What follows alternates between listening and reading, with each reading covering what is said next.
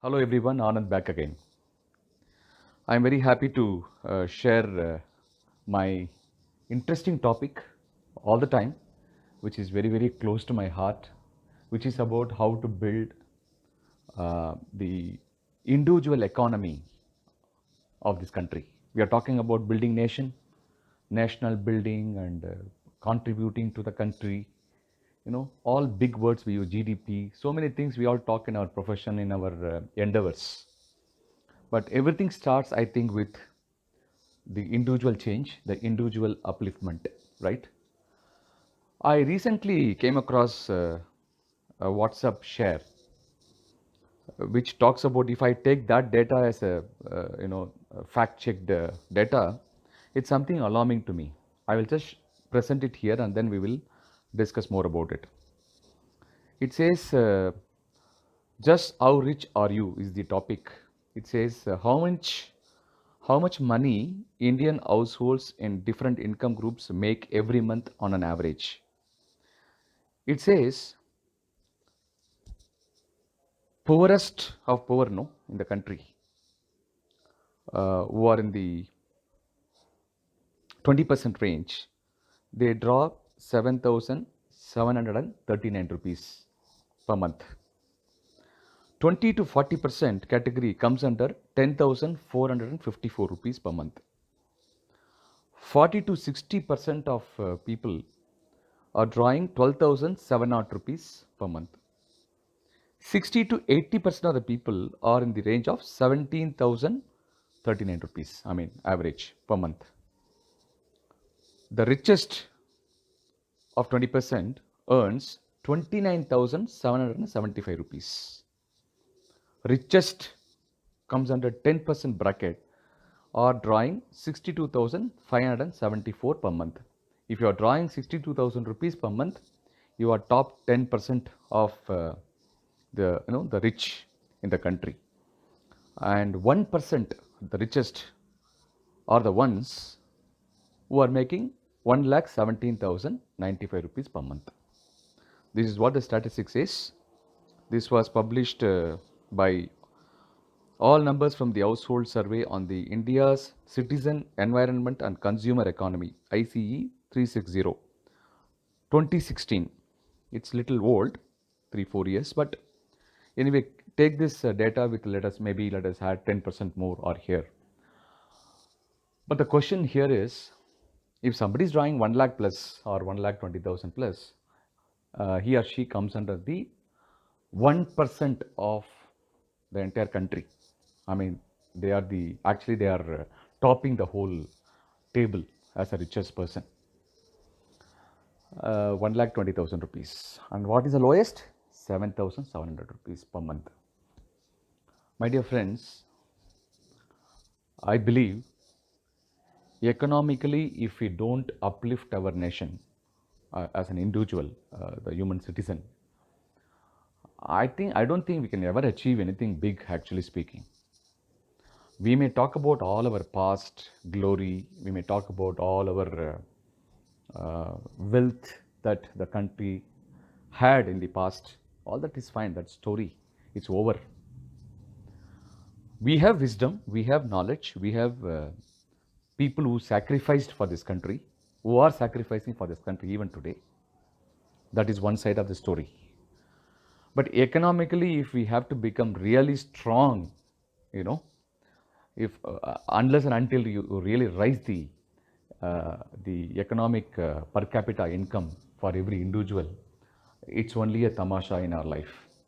We also came, we also lived, and we also die, and we also go. That's how the generations are passing, each generation, every time, every 30 years, every 40 years. Only few people are actually making it happen, and most of the people, I would say even 95% of the people, are only in the the average, the minimum economic status of their lives, all through their lives, after working 30 years, 40 years, 50 years. So what are we going to do? If each one of us, the learned society, the civil society, people who are well placed in the corporate world or in the profession, Are we just going to confine ourselves focused on our own earnings and be happy with that? So that we created our own wealth for our children and then we pass it on and then, okay, I am safe, I am okay. And we don't even really bother about, are you okay? You know. So if this kind of mentality if we have, I don't know whether we ever be able to really achieve the ultimate economic independence, financial freedom for every one of us. I'm talking about the fellow Indians, 135 crore, 1.35 billion population. So these numbers are really, it's impacted me a lot. How do we contribute in others' life for economic independence and financial freedom is what my kind of lingering in my mind for some time after seeing these data and statistics. If you ask me, Sir Anand, what do you do? Perhaps I would say, yes, I am the one who actually humbly I am able to create my own ecosystem in my business, in my profession. After all, I am a consultant and I provide strategic business advisory services to MSME entrepreneurs and mid-cap organizations and the business leaders who are availing my services. So what do I do is I don't really restrict or refrain myself doing services by myself alone. Even in my own consulting organization, we created our own fraternity of people who have similar domain knowledge, experience, expertise, the process efficiency.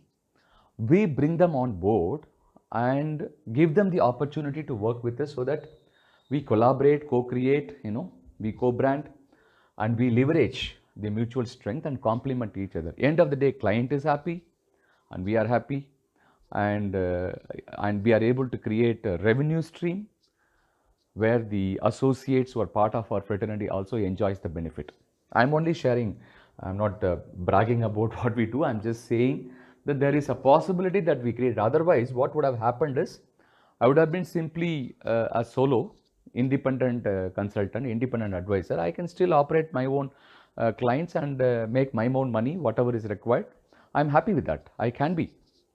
But if I look back, how much we have actually created as a platform where more number of people are associated with us and we are able to collaborate with them, we are able to take projects and offload those projects with them.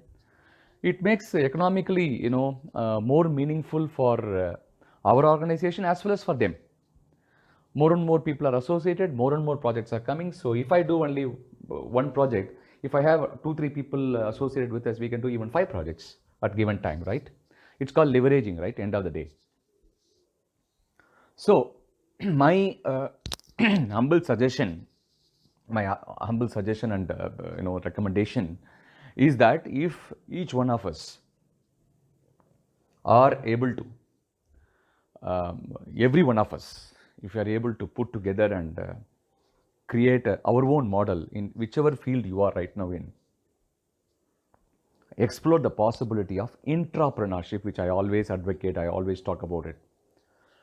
If you're able to create intrapreneurship opportunity to expand the team of people who can be outsourced with certain services that you offer, I'm sure definitely it will create a ripple effect. It will go deep down and more people can economically grow and participate in this whole exercise.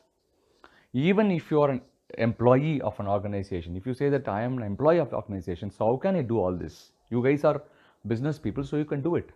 But I am an employee of an organization, how can I do it? My dear friends, I can tell you, you can go back to your management, you go back to your organization. If you are working in a private organization, of course, if you are part of government system, I mean, you can't do anything. Maybe your wife or your children can do some business. But if you are part of a private organization, you can always go back and talk to the management and find a way to escalate, to elevate, to scale your creativity and your innovation and possibility to do something more, even for the same organization. that would also create more revenue for the individual organizations. So my advocacy is simple. If each Indian, have interest, aspiration, and ambition to build this country in terms of economic independence for the human individual at lowest strata of the society, I think we need to innovate. We need to bring out our own solutions for the problem rather than waiting for government to do, or, you know, our government is also a set of people and who have been thinking and making, brainstorming and forming think tanks. It should be a people movement, right? It should be a people movement. It has to come from bottom up rather than waiting for top-down approach. If we go with the proposals, if we create a small activity within our fraternity of people, I think if each one of us start doing that in our own cluster way, I'm sure it's going to be a big movement which can be witnessed. And then people look back, people look at it, probably people get inspired. That's what is happening in some of the industries as well. Like today, people who are working in software industry, they are living and they are starting agriculture. There are people who are actually inspiring leaders. We are able to see it in television channel interviews and newspaper and all that. Here and there are people who are doing it. But if collectively, if more people get involved, I think we can really make a difference to the people who are underprivileged, most ignored. And unless they are successful, whatever success we make, there is no meaning in it. I don't really feel great about it if somebody is starving and I go by a car, I eat in 5-star hotels. Doesn't make any difference at all. I hope you agree with my thought process. And if you like it, you please share your thoughts, comment, and share this audio to more and more people so that somebody can be touched and explore the possibility if they are interested. So take care. Pandemic is still there. Stay safe. I'll be back next Sunday. Thank you.